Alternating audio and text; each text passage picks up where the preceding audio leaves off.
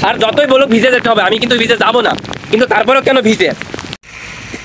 আসসালামু আলাইকুম গাইজ, আশা করি সবাই ভালো আছেন। আর এই মুহূর্তে আমি আছি ডিউটিতে, আর ডিউটি অবস্থায় আপনাদের একটা ভিডিও করতেছি।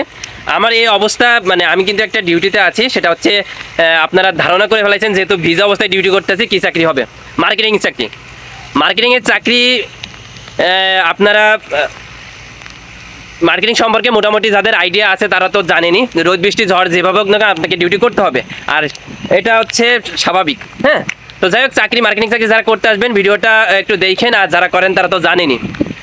তো যাই হোক, মার্কেটিং চাকরি প্রত্যেকটা মানুষের কিন্তু প্রত্যেকটা ইউনিটের নির্দিষ্ট একটা রুট থাকে, আপনাকে আগের থেকেই ট্যুর থাকে, সেখানে আপনাকে যেতে হবে, সেই জায়গায় কাজ করতে হবে।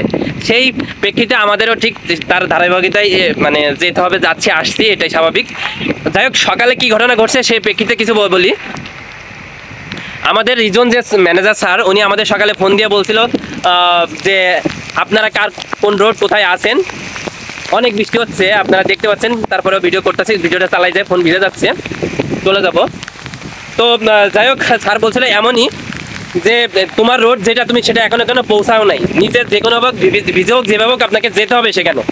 যাই হোক, স্যার যতই বলো ভিজে যেতে হবে, আমি কিন্তু ভিজে যাবো না, কিন্তু তারপরেও কেন ভিজে ভাই।